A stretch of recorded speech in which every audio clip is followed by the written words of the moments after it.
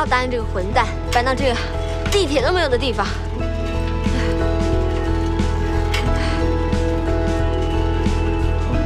每天骑自行车上班，算了，我就当健身好了。加油，上坡，保护环境，人人有责。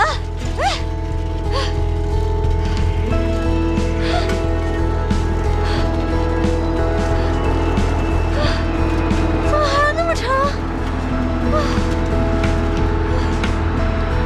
要不要我载你一程啊？你有那么好心吗？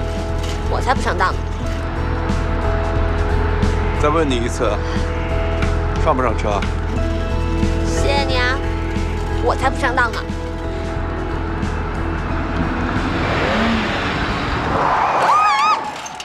喂，撞坏你车我不赔的。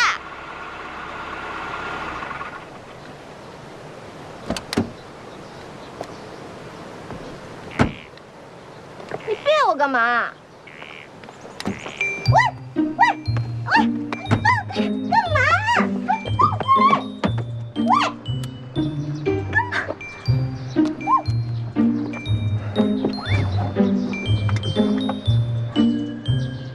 我说过的话不会说第二遍，不要惹我。知道了。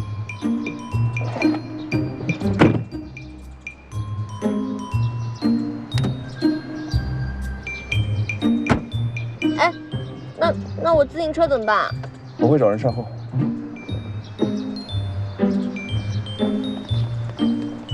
马上找人把路上的自行车搬回去。对。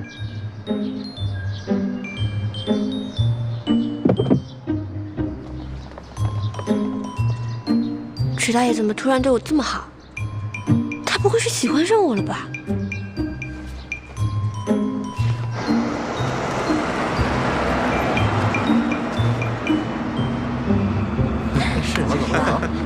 就到这里就可以了，我自己走过去。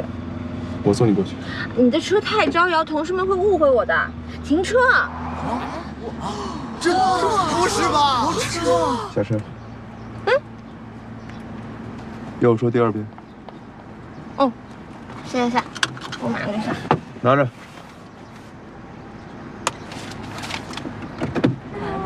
太帅了吧！好聪明！可以呀！你什么时候傍大款了？这不是池氏集团总裁吗？好聪明！你换男友了！上班啊，上班！换的还是同款，你的口味真是相当的一致啊！明明可以靠男人吃饭，干嘛要靠才华？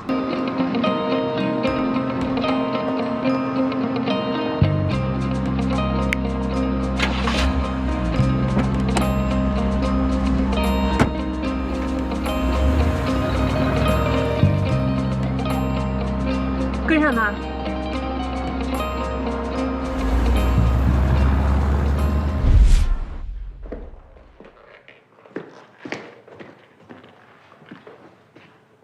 Hello， 有人在家吗？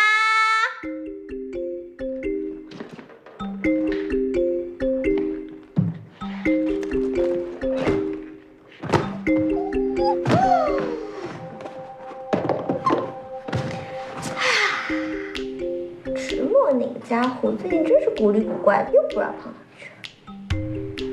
果先真，我一个人在家。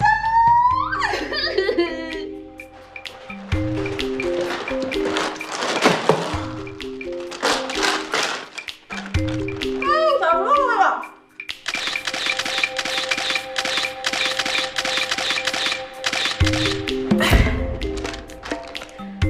真是搞不懂这些有钱人，这么舒服的沙发，当然是能躺绝不坐人，能坐着绝不站着了。石墨每次都像拍杂志一样蹲坐着，好聪明，你多累呀！这么舒服的沙发，应该要这样才舒服嘛。我在家里好开心啊！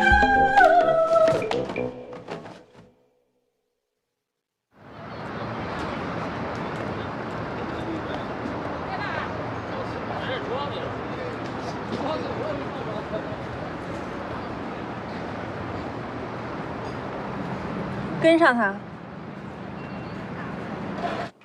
难得今天大瘟神不在家，我要好好的睡一个美容觉。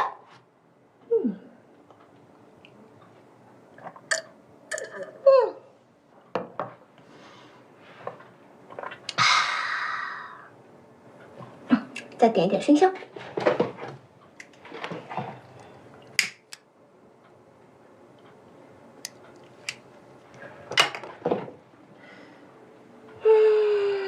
好香。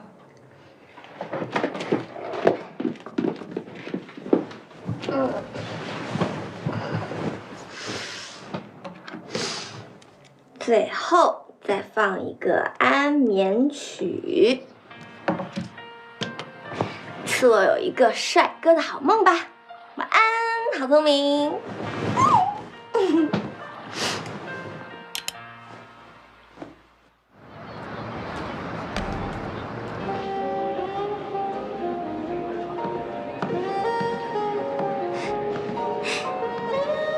呀，一个人喝闷酒呢？谁啊？你不要管我是谁。别碰我。真可爱，要不要跟我换个地方喝喝酒啊？郑小姐，有句话不知当讲不当讲。有话快说，有屁快放。你说我们有没有可能是认错人了？哼，认错人，他化成灰我也认识他。根据我所掌握的迟氏集团掌舵人迟墨的第一手资料，迟墨的属性和眼前的这个人截然不同。迟墨隐忍，而这个人嚣张。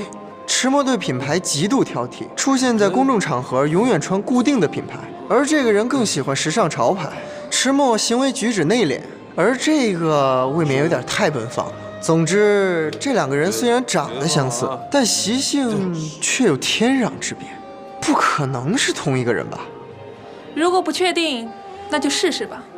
你的意思是，智取？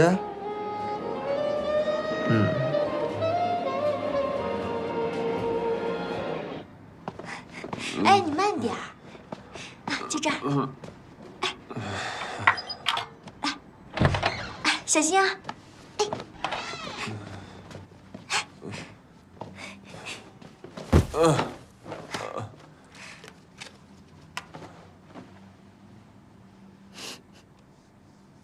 真是一块可口的唐僧肉啊！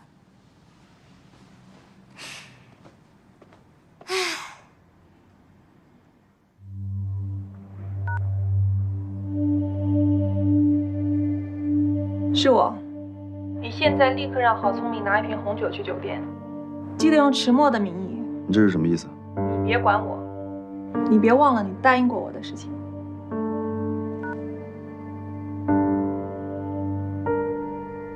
智取，好啊，这种捉奸的事情就交给那个郝聪明吧。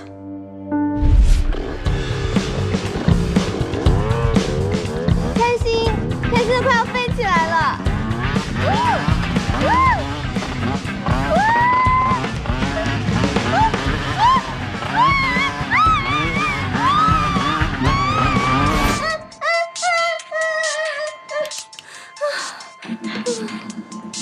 我说呢，你个混蛋破坏我的美梦！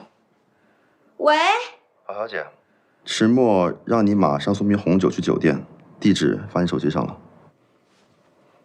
现在去酒店？对，他急着要，指明让你送过去，你快点吧。喂，喂，迟墨你大爷的！我上辈子是不是欠你的？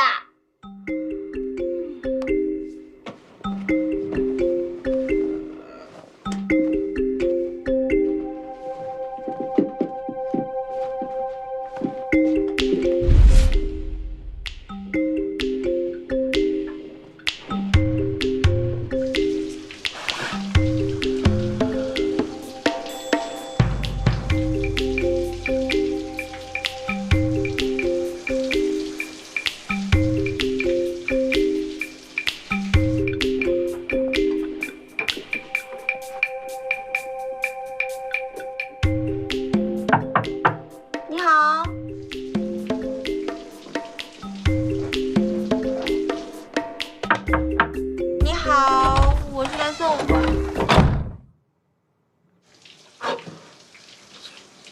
聪明。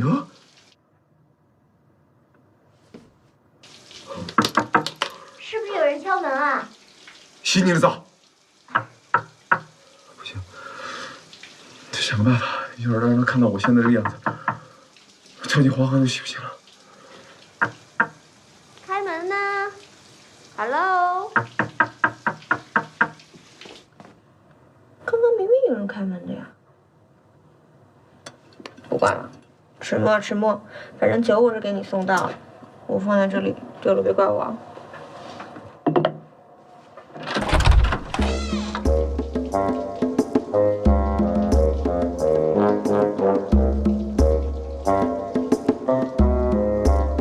什么鬼？这瓶酒，是给我的。你拍扁我，什么意思啊？这瓶酒给我的。你是让我进去陪你喝酒？哦，不行！啊，我明白了，你的意思是说让我把酒给你送进去，对不对？然后打开，对不对？好在我随身带了开瓶器，真是机智。这边，酒给你放这儿啊。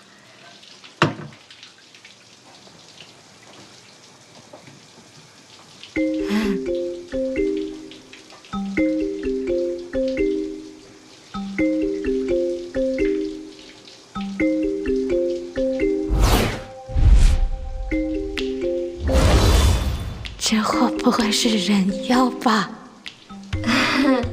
你的裙子很好看。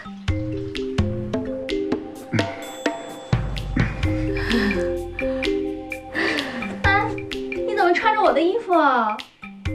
哦，原来还有人在啊！你是谁啊？我是送红酒的，那酒放这儿了，这个起瓶器也放这儿了。原来你喜欢这种啊！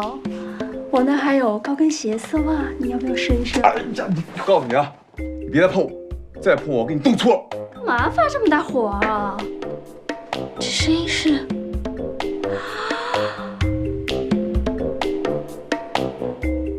你是？我不是我。你是迟默。他当我是迟默也好，总比破坏宋小小在他心中的形象好。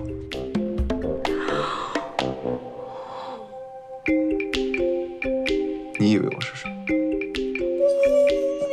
别过来！你再过来，报警了！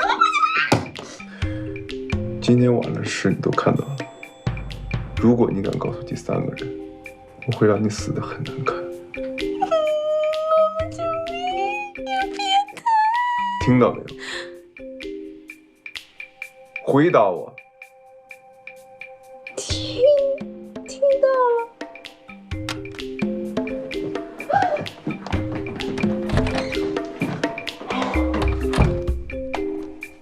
不要管那乱入的柴火妞了，我们该干正经事儿。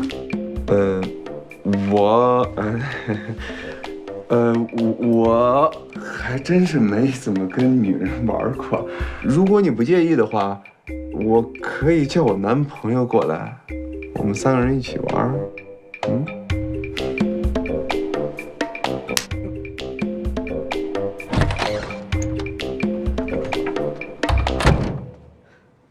17号不早说，耽误老娘时间。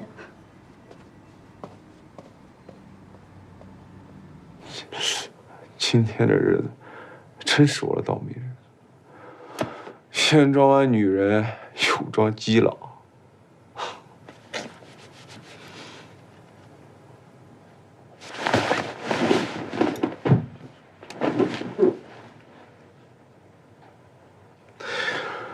哎，算是今天的安慰奖喽。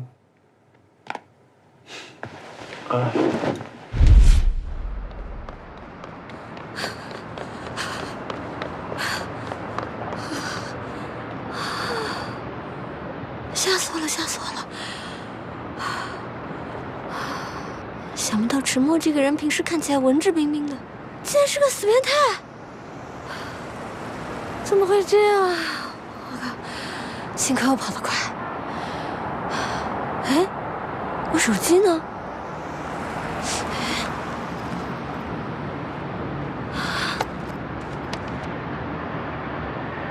啊！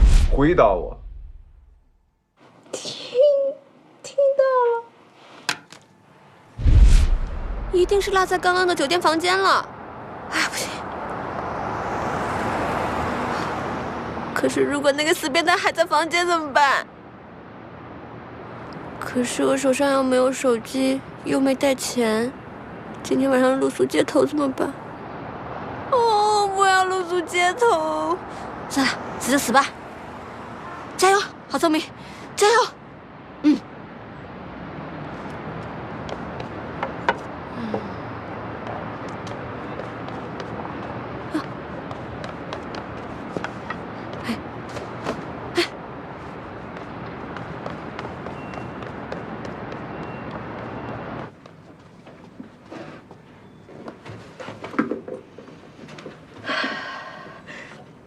好聪明，加油，速战速决。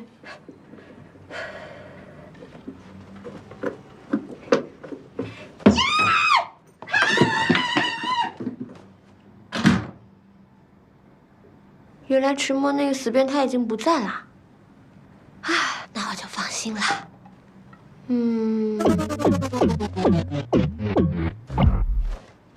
难不成掉下来的路上了？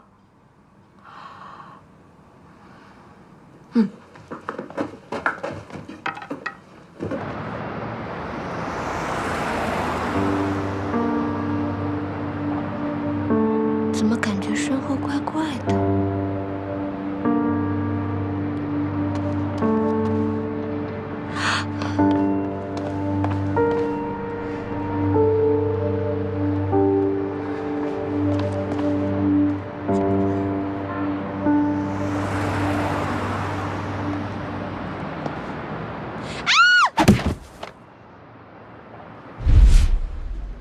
哎，小心！疼！小心！哎呀，怎么会是你呀？这么多天都不见我，短信也不回，微信也不看的，那我不得找个机会接近你们？聪明，我都已经跟前女友一刀两断了，你怎么还不理我啊？反正你今天是把我吓坏了，我差点以为是迟墨那个混蛋追过来了呢。就是跟我长得很像的那个家伙。对啊，如果是迟墨那个混蛋，我肯定就拿棍子多打他几下，我狠狠地敲他。难怪我说他最近奇奇怪怪的，已经开始向我献殷勤了。原来是因为他跟你有什么仇什么怨？哇，你都不知道，他今天简直……他怎么了？我不能说。他跟我说，如果我说了的话，我会死得很难看的。他欺负你了？那倒也没有。算了，我们不要说他了。对了，小小，你为什么大半夜还在外面闲逛啊？你以为谁都跟你似的？我是有点事儿，所以回家晚了。我半路看到一个人影鬼鬼祟祟，跟你挺像，所以我就想过来打个招呼。但是我刚一上来，就过来了一下。我不管，你得给我吹吹。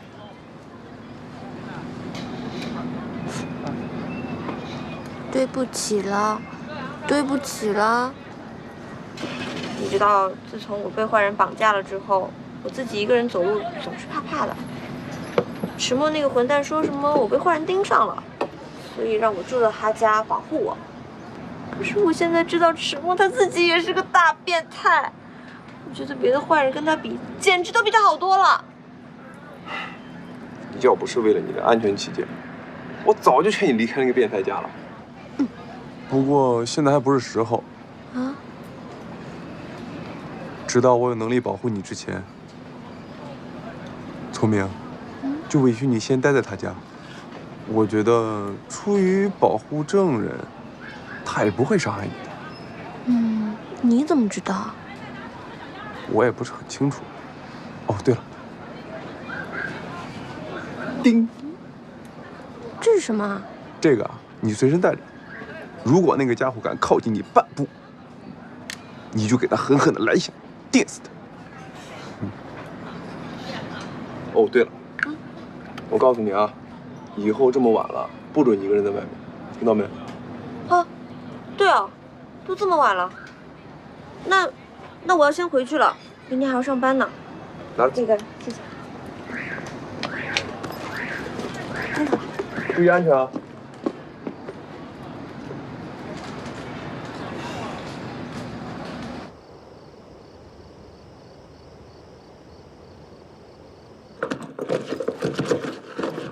你偷偷摸摸在这干什么？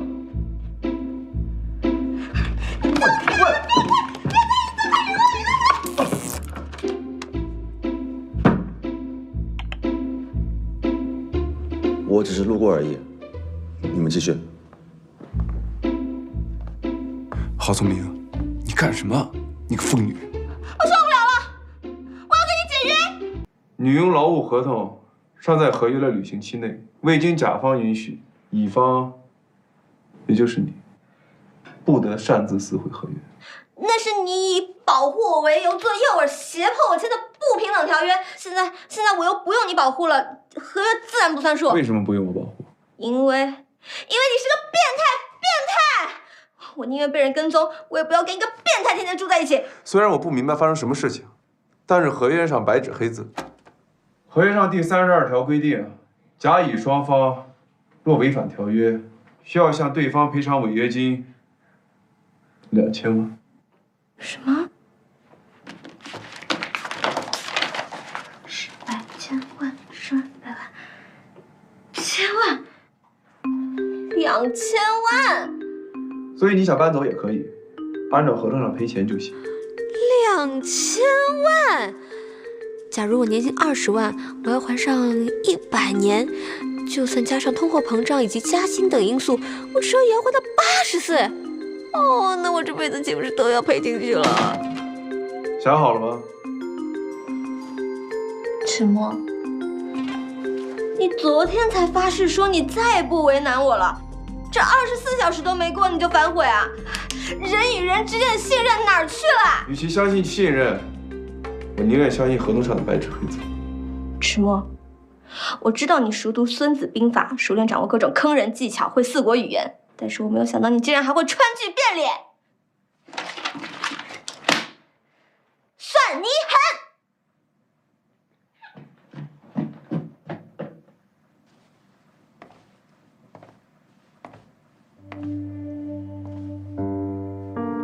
这跟精神病没有关系，它是你释放消极情绪的一个容器，你的一举一动随时都可能影响到它，但它并没有介入你的生活，它把自己也隐藏得很好，看来它并不想打扰你，只是想替你分担痛苦罢了。是吗？看来你比预期的更活跃啊！我倒是想看看，你还有什么样的花招，还会给我添什么样的麻烦。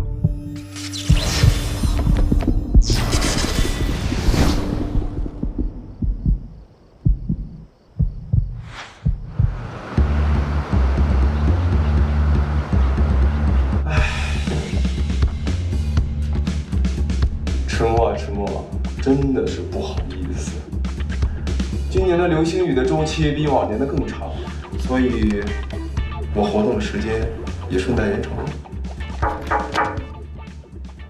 进来。老板，这有一份合同需要您签一下。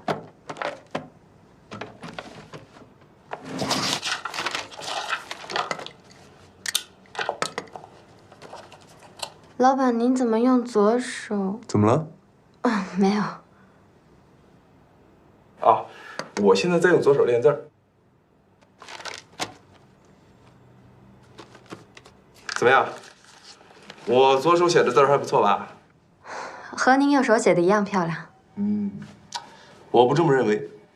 我觉得我左手写的字更加的洒脱，而且富有自由的灵魂。您说的话真深啊！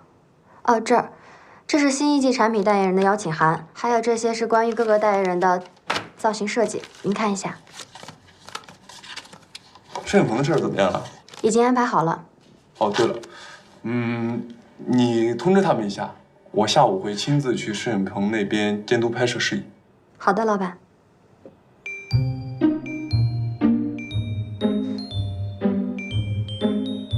还有事吗？啊，没事了。好。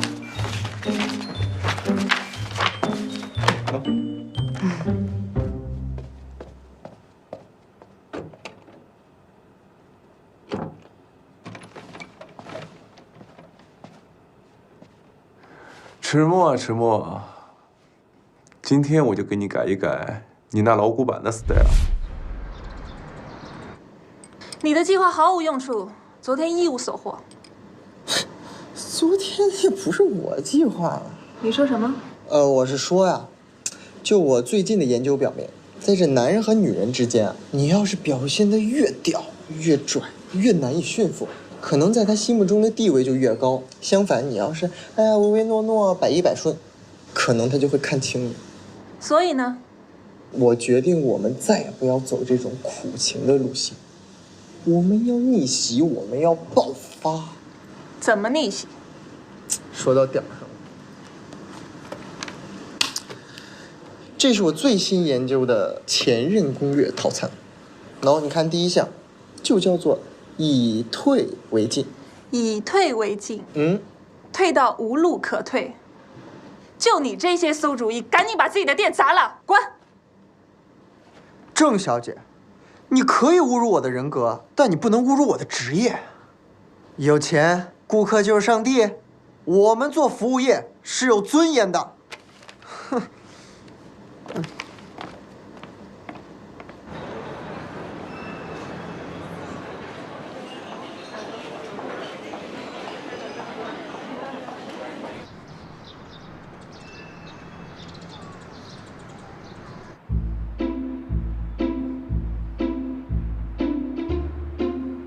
好聪明，你又搞砸了，知不知道？你今儿不用去门店啊，你去摄影棚呢。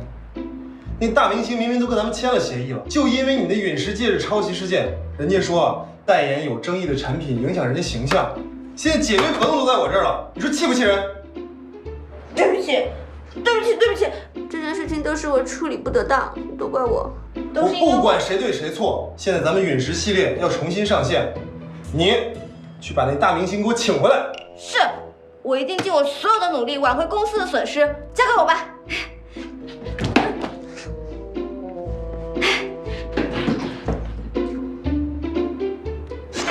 好，来整个圈，非常好。好，来，这边来一点。好。我跟你讲，你一会儿跟他说，多拍我侧脸，我侧脸好看。好的，好的，我会跟对方说明的。不是说明，是要跟他说清楚。啊，知道了。把水给我。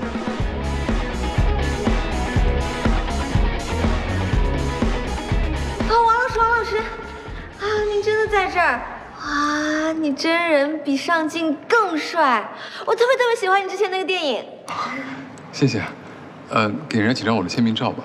啊，您误会了，我不是您的粉丝。自我介绍一下，我是美克拉美的设计师，我叫郝聪明。谢谢。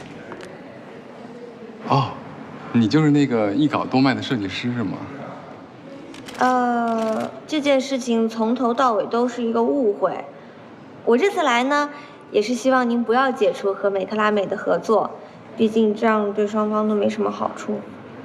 我打断一下，如果今天你是来和我谈合同的话，可能我们没有时间，我们下午拍摄安排得很满，对不起。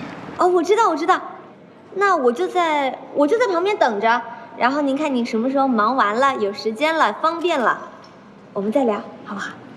哎，等这么长时间了，大家是不是想喝点什么东西啊？是啊，我去买。你要喝点什么？龟苓膏和梨水，我最近有点上火。好，我我这就去给你买回来。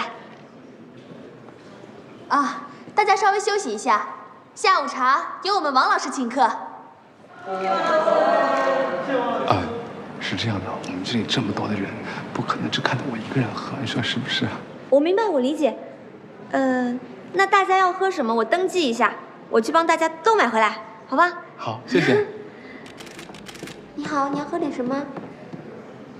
果汁。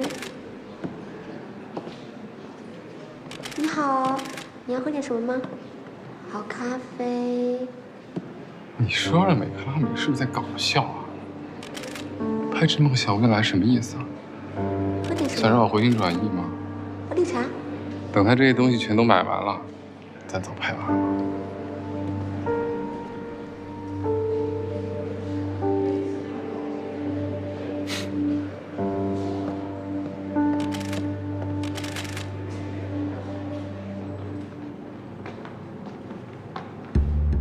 哎，金秘书，我要你立刻、马上、现在把咱们最大的摄影棚清场清出来。我不管，总之我现在有急用，听到没？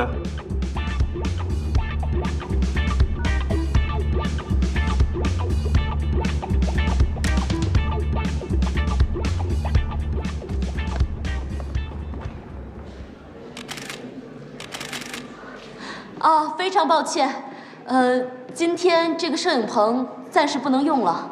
这怎么可能啊？我们灯光什么全都摆好了，你说不让拍就不让拍啊？我们也是临时接到上头通知，不过我们为大家准备了另外一间摄影棚，麻烦您请移遵预布，如果有任何损失，我们池氏一定会赔偿的。也希望大家能够把工作相关的东西稍微清空一下，谢谢配合，谢谢啊，慢走慢走。哎，小心点啊！不好意思。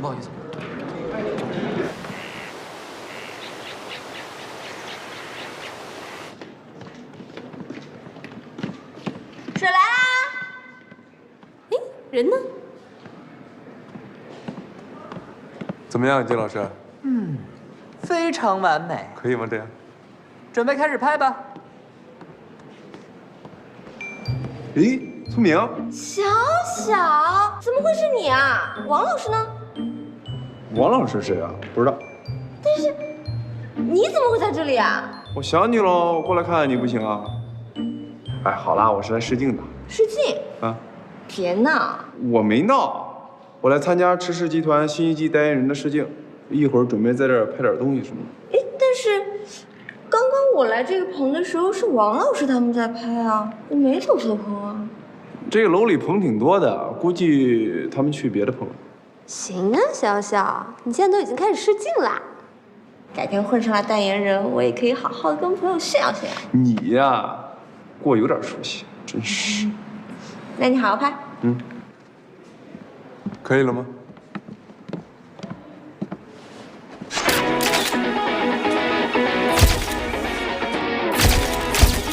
稍等。怎么了？你也来拍一张。哎，不行，我不会的。没事，你看镜头就好。来。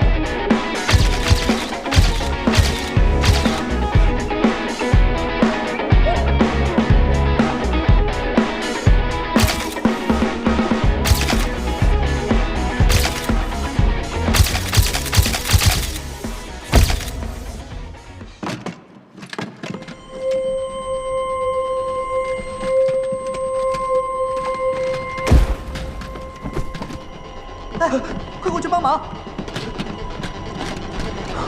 小小，你怎么了？你怎么样？小小，你醒醒啊！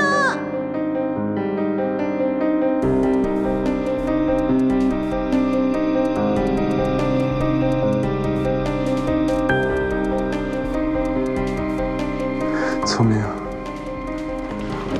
我在。我有件事情想问你。我答应你，宋小小，只要你没事，我就做你的女朋友。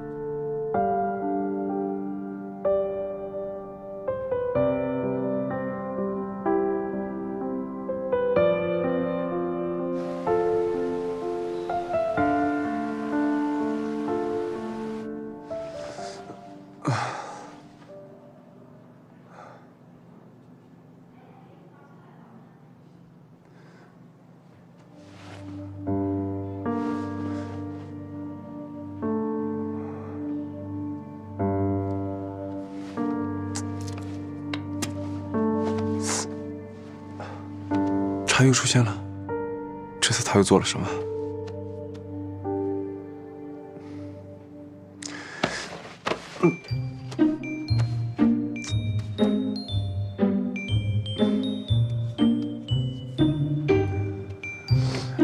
莎莎。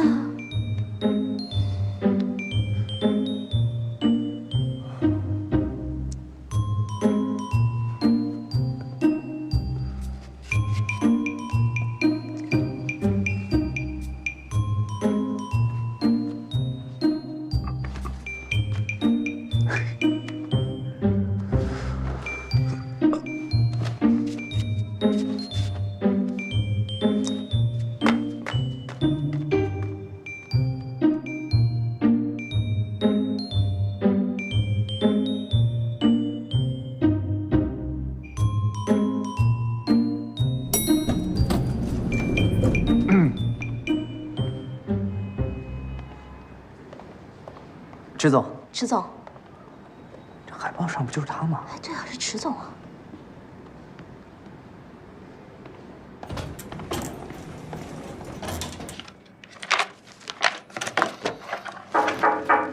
进来。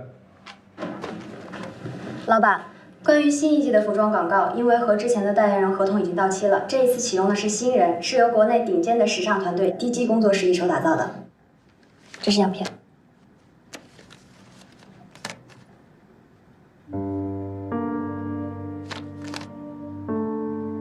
这个模特是谁？是之前来面试的新人，叫宋小小。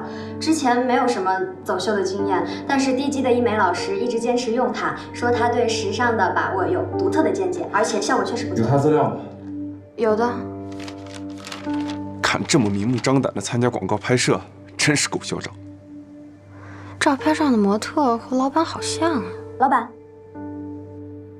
老板。啊？ 他我不是很满意，换另外人代言。老板，但是我们的时装发布会已经定好了时间，如果现在换人的话，那可能会来不及了，而且咱们的损失也会很大。这是你要解决的事情，不是我要解决的事情。好的，我知道了。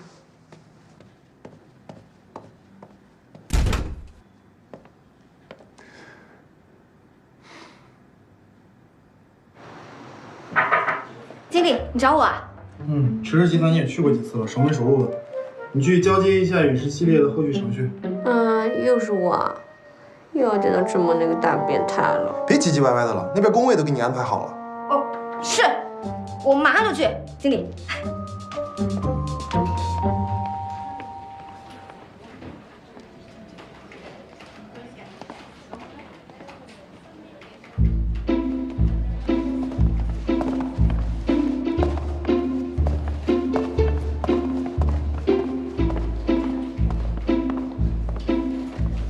是谁啊？这个呀，领头的就是 DJ 的灵魂人物，人称中国版时尚女魔头的医美老师。医美老师，后面跟着的是他的御用造型师、御用摄影师、美甲师，还有吉他手呢。这么厉害，这么多助理啊！不过啊，这些都不是重点，好吗？只要医美老师来咱们公司呢，那就只能有一件事。什么事啊？你怎么什么都不知道啊？哎，就是关于咱们新产品的代言人问题。咱们老板吧不想用那个模特，但是医美老师吧一定要用那个模特，这不过来开撕了。模特是谁啊？据说咱们的代言人啊长得跟咱们老板特别像，而且比咱们老板更加白嫩。据说呢还是个90后的小鲜肉。那个鲜呀，简直就是个移动的荷尔蒙机器。是小小，爸，您别生气。您怎么哎呀，看你们总裁的任性指数呀，我大概也知道他是多有钱，可是钱对我没用，我是个很爱惜自己羽毛的人。用大明星文杰，哼，大家都是一个圈子里的，我能不知道他啥样吗？啊，就一绣花木头熏过的腊肉，能和我们家小小这个小鲜肉比吗？这纯属我们老板的个人喜好，您千万别生气。哎，您到那边去休息，这件事情我一定帮你解决，一定帮你解决。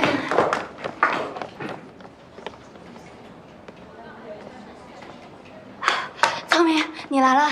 金秘书，刚刚里面怎么回事啊？他们两边掐起来了。掐起来了？就你们老板那样，还有人敢跟他掐架？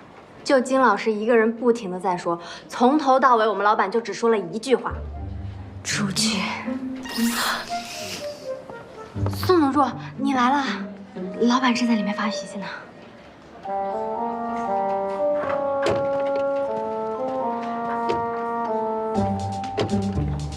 我先走了。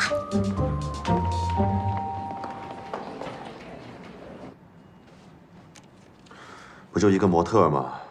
哪有这样的必要？是不是最近有什么烦心事儿？没什么，这件事儿已经定了，换那个明星文杰。那好吧。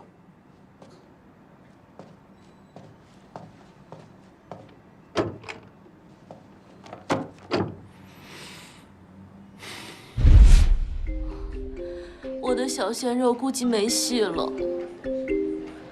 我刚听金秘书说，总裁已经把他文件夹里的小鲜肉的照片换成那个男明星了。只要那个文件夹送到企划部啊，很快就会送到印刷厂。再见了，我的小鲜肉。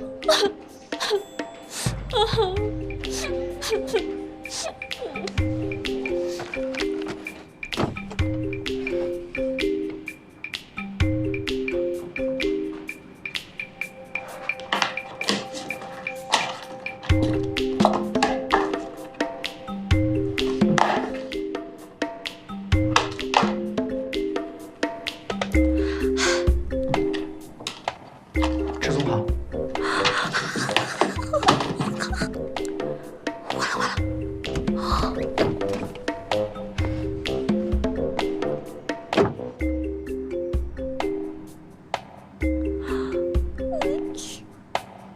出来吧。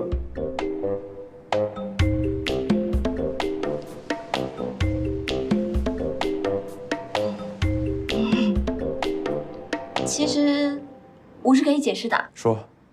这个事儿吧，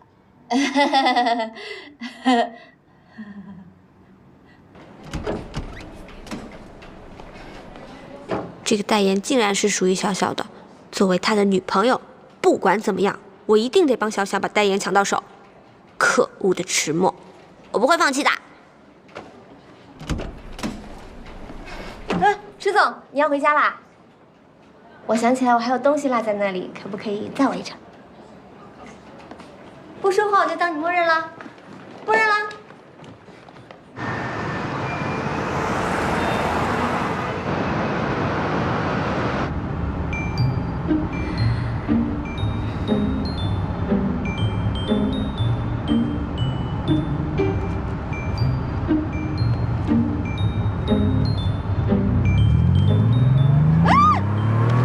干嘛？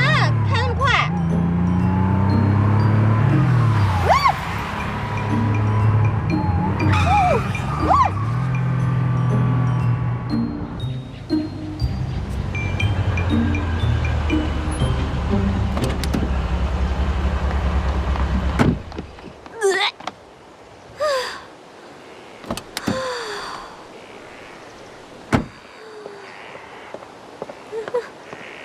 迟墨，你，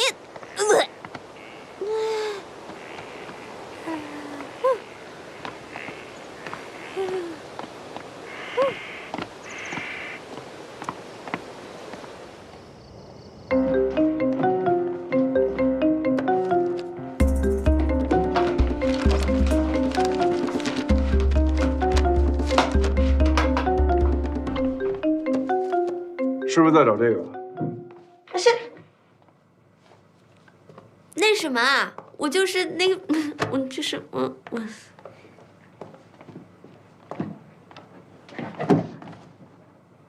说，为什么要更换照片？难道照片里的人你认识？你看你刚那个动作太大，我怕这书架会倒。说。宋小小是我的男朋友，我为男朋友出头，天经地义。怎么了？你说宋小小是你男朋友？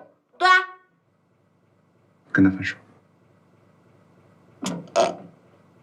你又不是我爸，你还管我跟谁谈恋爱？你跟谁谈恋爱都可以，唯独他不行。我告诉你，从今天开始。他的电话不要接，他说的事情也不要相信。如果他出现，马上跟他分手。为什么？因为他就是个骗子，他是个不该出现的大麻烦。你凭什么这么说我们家小小啊？你认识他？可是我们家小小说他根本不认识你啊。我当然不认识他。那不就完了？你管那么多呢？我跟我们家小小正大光明的谈恋爱，一没有违法，二没有违背社会道德，你管得着吗？倒是你，内心阴暗、出尔反尔，还有异装癖的男神经病才是最危险的。我异装癖？你这么快就忘了？那天晚上大半夜的，你叫我送红酒去酒店。郝聪明，郝聪明，你到底想要什么？钱、名誉，还是想让他当代言人，我都可以满足你，但唯一的条件，你必须跟他分手。如果我就是不分手呢？你能把我怎么样？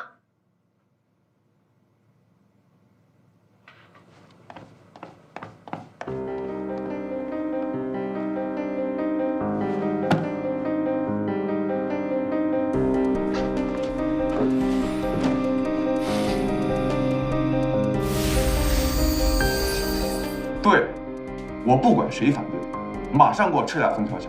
还有，以后跟池氏集团有关的产品全部都搞封查它，在池氏集团的内部，不要让我再看到任何跟宋小小有关的海报，听到没有？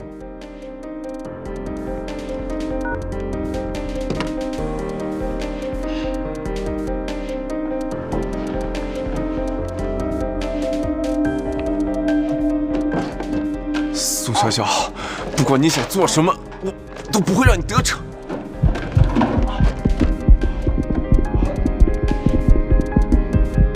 不好！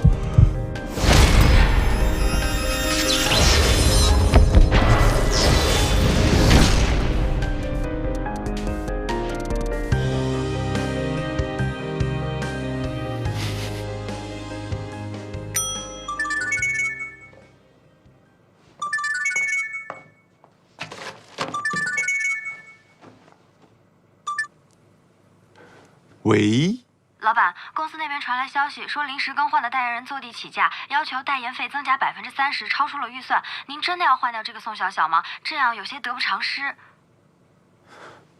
他说什么要换下我？哼，一群没有品位的智障。喂，你听我说啊，马上召集所有相关人员。对，我要今天晚上大街小巷全部贴上宋小小的海报。什么宣传册马上印，网上的宣传要跟上。对，立刻马上。你没听错。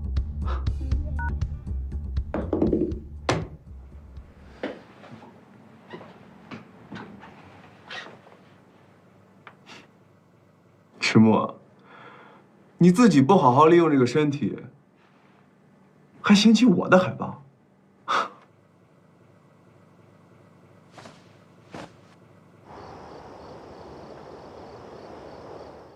那事办得怎么样了？池氏集团股份7%，做得干净点儿，别让人给查出来。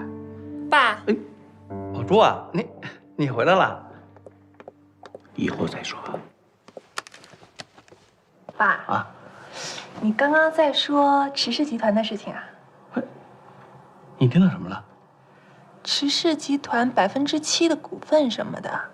爸，你私下想收购池墨家的股份啊？7%，那就是大股东了，可以行使股东权利的。老周，这商场的事，一个女孩子家就别操这心了，找个好男人是吧？结婚恋爱这才是正事。最近是不是缺钱花了？那我给你拿点。哎呀，爸，我又不是小孩子了，还要什么零花钱啊？爸，你把池氏集团的股份转给我，我想我可以利用这个把池墨追到手。老周，你说什么呢？转让股权那可是大事，这岂能当儿戏呀？哎呦，爸，我是您唯一的女儿，郑家唯一的继承人，你不转给我，你给谁啊？那也不能便宜那个池墨呀，万一说你着了他的道，这股权有可能就不姓郑了。爸，只要我跟池墨结了婚，那池氏集团的下一届继承人就一定是我的孩子，那到时候整个池氏集团有一半可是姓郑的。可是，哎呀，爸，你就给我吧，要不然我就终身不嫁，我就缠着池墨，我不嫁也不让他娶。好，我等我考虑一下。你还考虑什么呀，爸？我就知道你对我最好啦。你呀，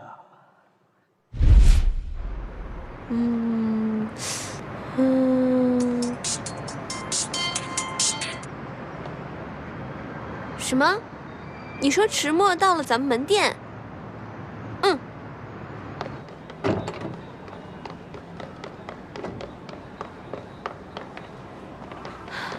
池墨，你怎么来我这儿了？业务洽谈。真的？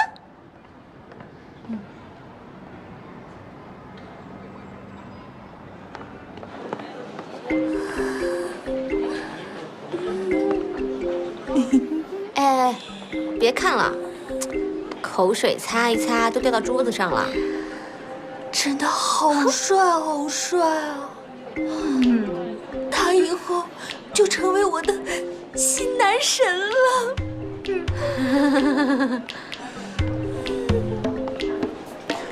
我能读懂他的背影，伟岸而又有安全感。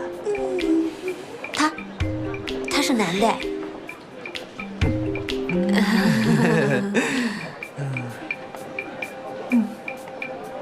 我刚刚握的这只手，分分钟几千万人民币进账。我肯定能沾点喜气儿。哎，你看，我这手是不是比刚才还白了点呢？白了，白。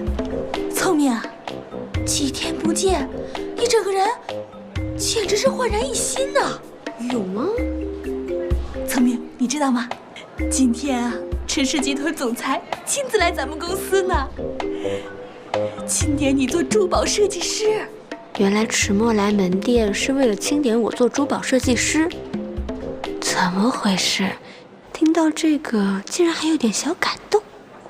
要不这样吧，为了答谢大家，今天晚上我请大家唱 K。愣着干嘛呢？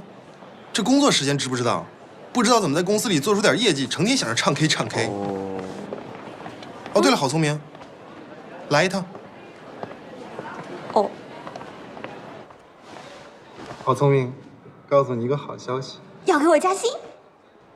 哎，升职加薪都不是个事儿，只要你能完成我给你的新任务。什么新任务？跟池氏集团战略合作。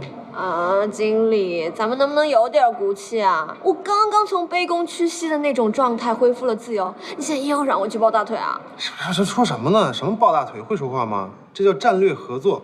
你看啊，第一步你按照我说的做，咱们跟池氏集团现在已经化干戈为玉帛了。这下一步，咱们强强联手，他山之石，可以攻玉。经理，你还懂《孙子兵法》呢？哎，这你就不懂了，这叫粉丝时代的经济。这粉儿对了偶像啊，天天都是正能量。这偶像要是带上咱们的饰品，那分分钟都是进账啊。但是这跟池氏集团有什么关系啊？你傻呀？你想，池氏集团这么大的产业，现在要注重新媒体力量，给影视周边开发的饰品卖给粉丝，简直跟抢劫一样。他们的短板就是咱们的长处，咱们的优点放到他们的平台上，就能发展得更加强大呀。聪明啊，加油拿下这一单，我一定给你升职加薪。祝你走上人生巅峰。巅峰，巅峰！我回公司了啊，加油！迟墨自己就是个大坑，离开了迟墨这个大坑，我才天天都是巅峰。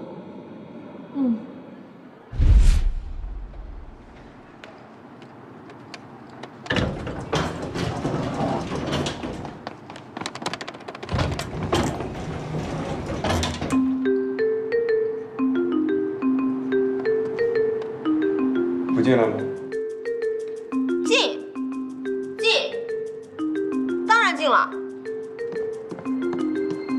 我可是代表美克拉美来跟你谈战略合作的。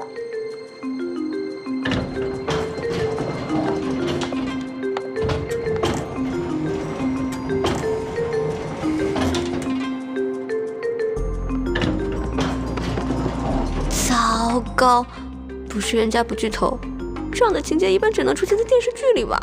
看不见我，看不见我，看不见我，我是空气，我是空气，我是空气。哟，在公司都不避讳了，都同进同出了。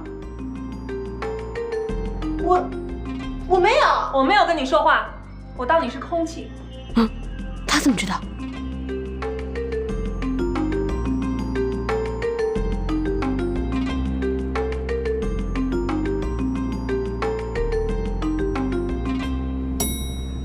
我到了！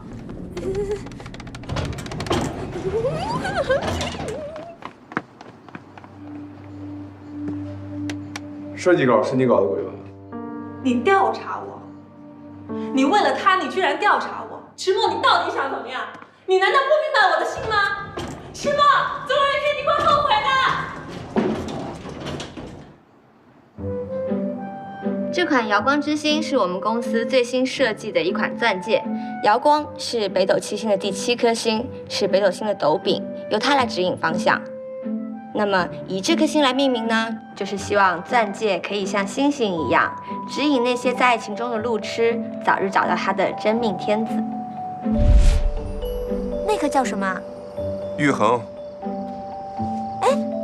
那颗呢？瑶光之星。瑶光之星，好美的名字啊！我觉得你懂得很多嘛。你喜欢天文啊？喂，郝宗明，你最好离我远一点。你别忘了，我们有约法30条。所以，我们把这款钻戒命名为瑶光之星。我认为这颗钻戒的设计和寓意都很不错，大家认为呢？我觉得的确很有新意。等等，郑小姐是股东大会决定的新任珠宝项目负责人，并且郑小姐有7%的股权正在过户，所以很快郑小姐就会成为迟氏集团的股东之一。啊，欢迎欢迎！谢谢大家的信任。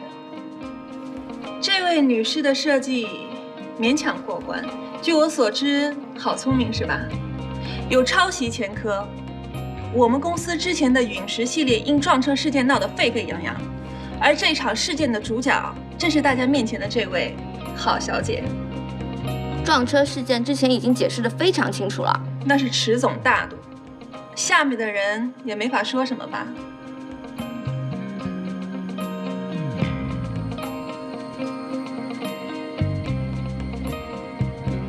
要开始反派女2号的戏码了。我郑宝珠做事一向公平，如果你的设计能够符合迟氏集团要求的饰品，我自当赔罪谢。如果设计不出，那抄袭事件也并非空穴来风。你说是吗？真狗血，万年老桥段就不能换一个？这招数还挺管用的。好，我接受郑小姐的挑战。如果我可以设计出符合郑小姐要求的珠宝，还请郑小姐信守承诺，达成2家的战略合作。好，那我就等着你的作品。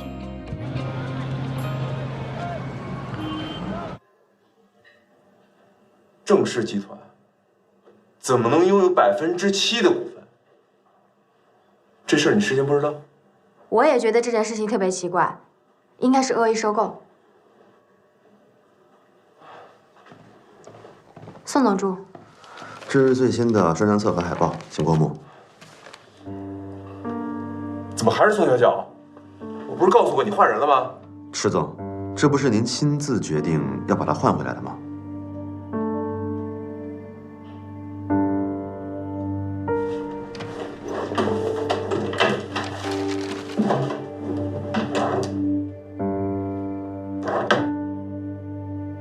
出去！我让你们出去！好的，老板。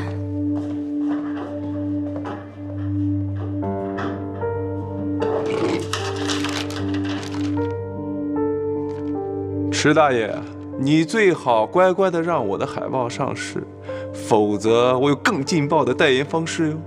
想不想挑战一下？取决权在于你，好好想想。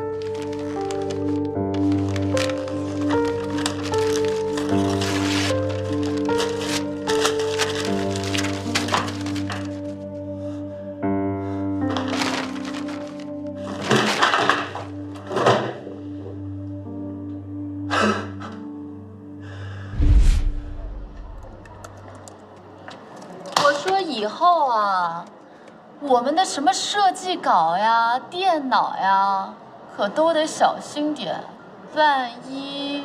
就是啊，可危险呢。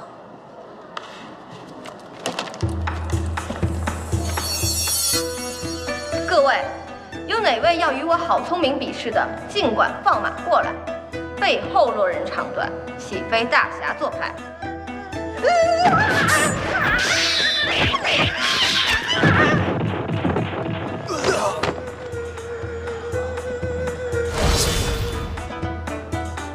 你在干嘛呢？站那么高干嘛？啊，我是看这个灯好像有什么问题。你看啊，这上面好多小虫子，是不是应该打扫一下？哎，阿姨。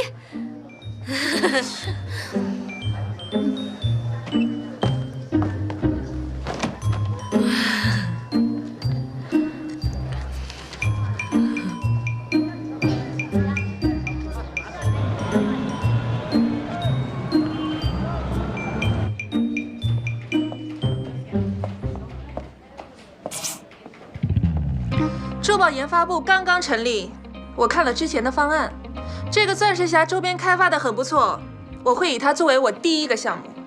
郑小姐，这个钻石匣的 IP 呢，大家也都很想做，可是自从3年前断更以后就没有消息了。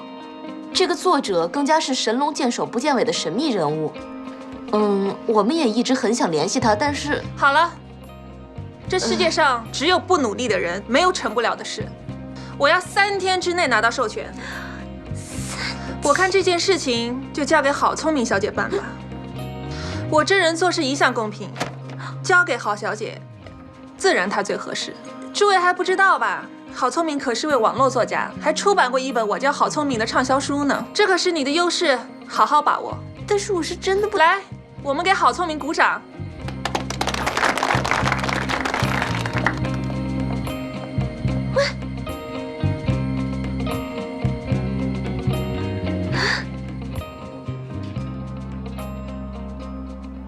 韩毅，我给你30分钟，把所有郝聪明的资料发给我。啊，郑小姐，这个时间有点……我会定制一个新的套餐，新套餐的定金我今天给你打过去。啊，这个容我再考虑一下。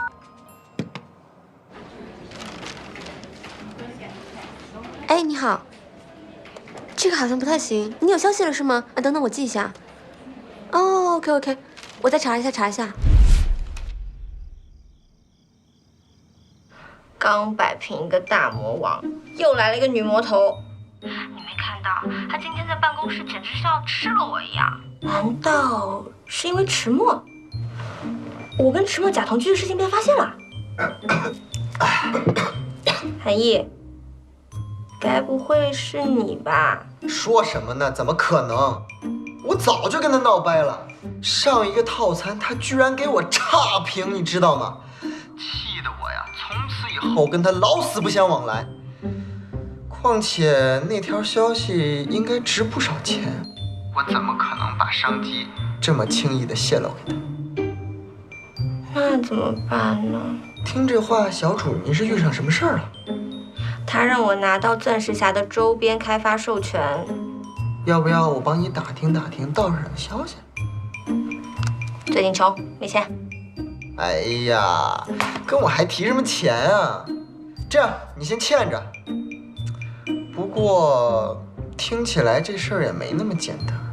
对啊，我自己就是钻石匣的脑残粉，当年的盛况跟《盗墓笔记》有的一拼，只不过3年前断更了。据我的分析呢，这个作者是一个单纯、善良，甚至有点小羞涩的男生。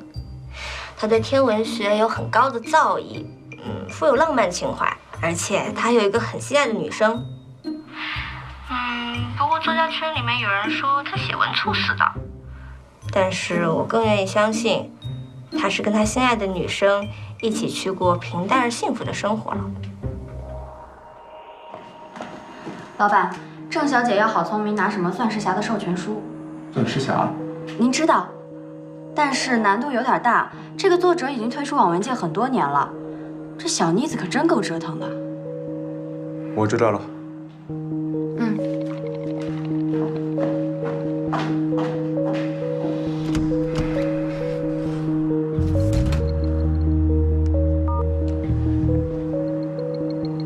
喂，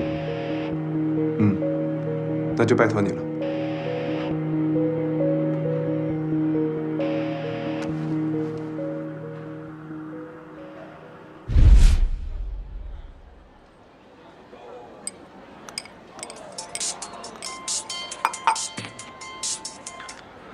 不是，我给你找到线人了，你哪儿呢？怎么还不来？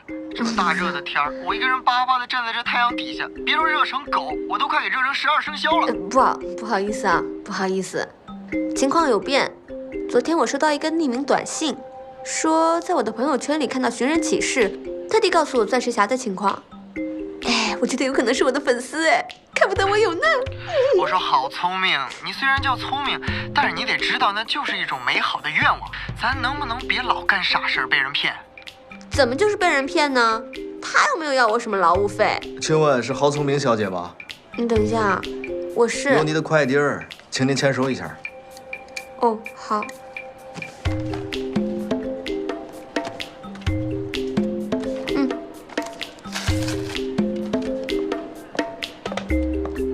我先挂了。钻石匣授权书。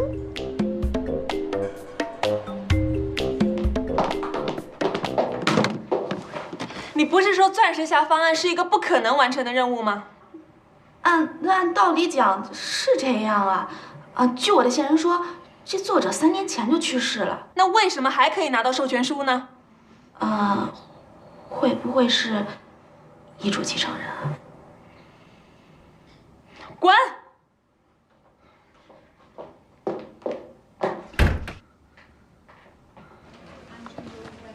哎，明天早上8点的会议啊，记得把设计稿给我，我拿着去复印一下，做成文件夹。设计稿？什么设计稿啊？你没有收到邮件吗？没有啊。我看看啊。哎，真的有。这电脑不是我之前用的那一台。你可别胡说，它可一直在那儿呢。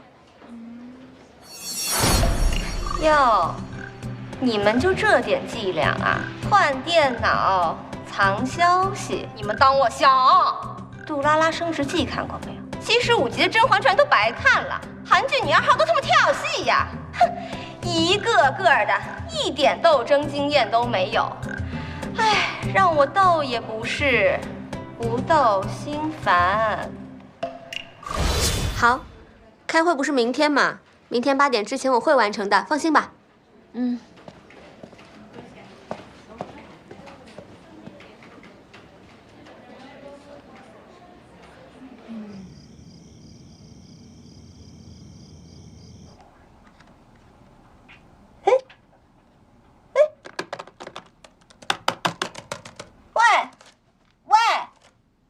死机了。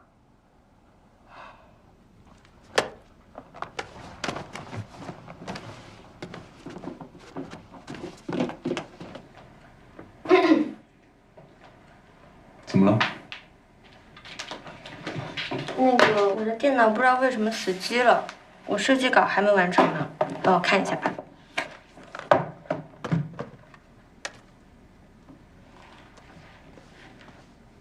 哎，赵姐，郑小姐，等会儿，郑小姐，迟墨呢？迟墨在里边呢，你有事吗？我帮你通报一声。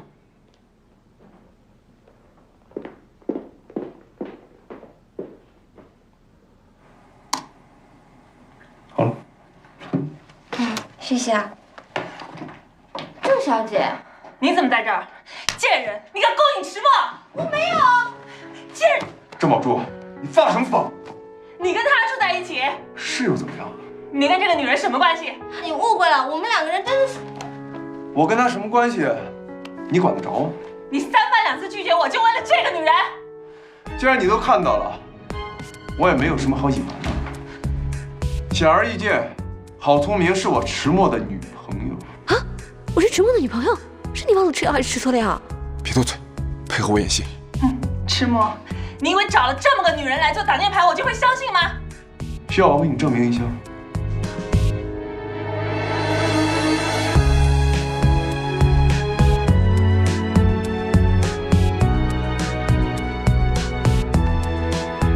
迟墨，你欺人太甚！你占我便宜！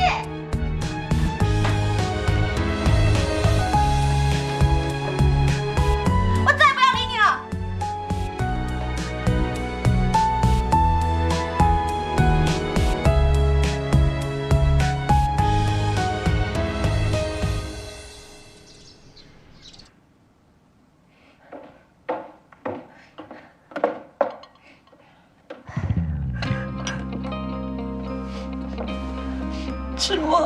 迟墨被那个女人迷住了。好了，宝珠，你先别哭了。墨儿，她真的那么离谱？何止啊！迟墨还把那个女人接到别墅同居了。我怕再这样下去，不仅仅是迟墨，整个迟氏集团都会葬送在那个女人手上。真是越来越不像话了。阿姨，阿姨，你没事吧？别吓我。我没事，我是被那个混账东西给气的。你去把墨儿找回来。这件事，我要当面问问他。我这就去。阿姨，现在也只有你可以把迟墨拉回正途了。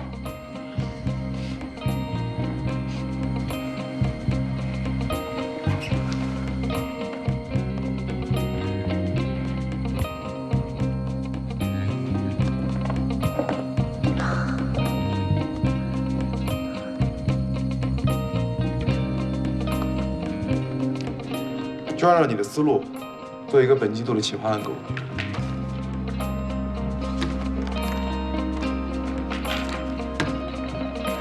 老板，刚才家里来电话说老夫人的心脏比较不舒服。什么时候事？今天上午郑小姐去我家里以后，老夫人的身子就不爽快了。郑宝珠，又是他。今天先这样，3回。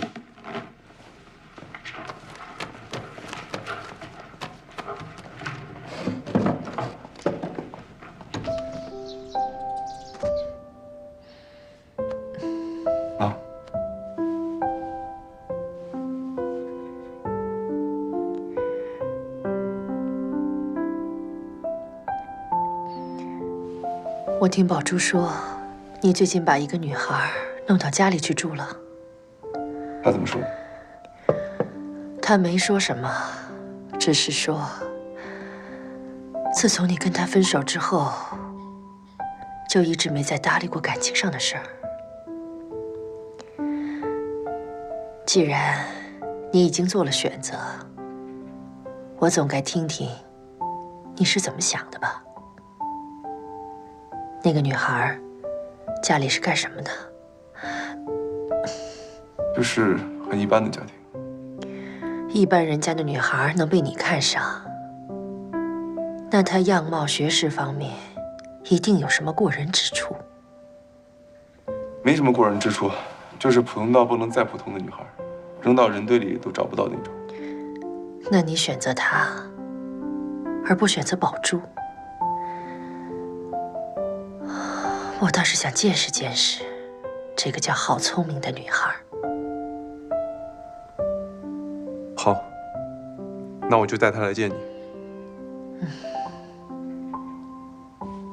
再喝点吧。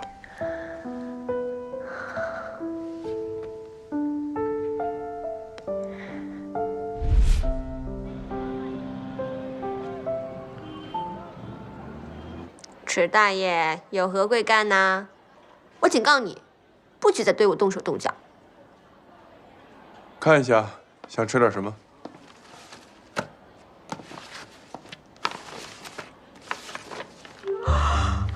这么贵！事先说好，这顿饭是不是你请？放心，这家餐厅属于池氏的，这顿饭我请你，算是谢谢你昨天晚上配合我在郑宝珠面前演的那出戏。算你还有点良心。这么多好吃的，点什么好呢？给我来一份龙虾餐，谢谢。对不起，龙虾需要现做，请您稍等一会儿。哦，那我换一个吧，待会儿吃完饭还要上班呢。一客龙虾餐。公司那边我已经给你打过招呼了，下午跟我出去办点事情。那我先不点了，谢谢。我说呢，原来这是一场鸿门宴，请我吃饭是有目的的。你晚上跟我回家。什么？回家？